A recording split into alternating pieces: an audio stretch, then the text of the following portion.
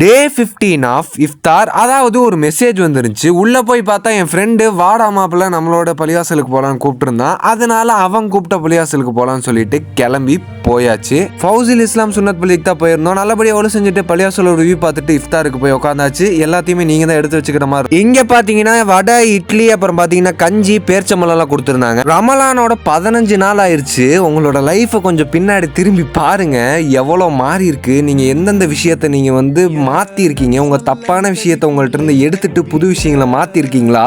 நீங்கள் மாற்றிருந்தீங்கன்னா என் பக்கத்தில் வா, அட வாப்பா, கையை கொடுப்பா, சூப்பர் சூப்பர் சூப்பர்ப்பா, வேற லெவல். அதே உங்கள் கெட்ட விஷயங்களை நீங்கள் மாற்றாமல் அந்த கெட்ட விஷயத்தில் இன்னுமே பண்ணிக்கிட்டு மிச்சம் இருக்கிற 15 நாளையும் அப்படியே ஓட்டலாம் நினச்சிங்கன்னா நீயும் வாப்பா, அட பக்கத்தில் வாப்பா.